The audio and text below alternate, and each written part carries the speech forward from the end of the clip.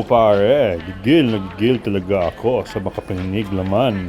Nakaseksyan niyang si Lucy. Iyan, ang katawang matagal ko na pinag-eestiyan, pre.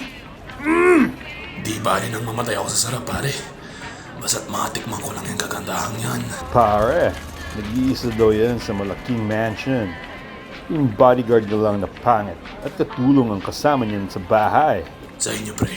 Akitin na ba natin? Mamayang gabi na. Kinagabihan, inakyat nga ng tatlo ang bakod ng mansyon. Dito, pare. Yung bintana ng silid ni Lucy. Naglalaway ang tatlo sa kanilang nakita sa silid. Wow, pare. Inaalis na ang tabing. Ang puti! Ang ganda! Di ko na mapigil, pre. Tara na!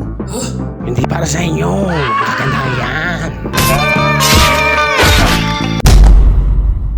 Walang mahinabang sa mahal ko. Pagkatangin lang siya. Akin. Baliw sa pagmamahal siya sa kanyang amo. Handa niyang gawin ang anumang kasamaan mapasa kanya lang ang babaeng sinisinta.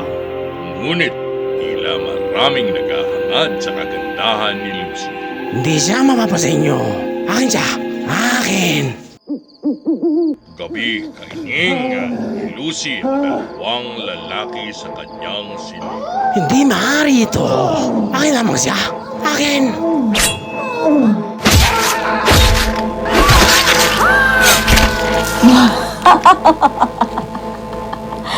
Iyan ang gusto ko sa'yo. Demonyo ka kung umibig, Braco. Pinapatay mo lahat ng humahadlang sa pag-ibig mo. Ang mali mo lang, Braco. Isang tunay na demonya pa ang minahal mo.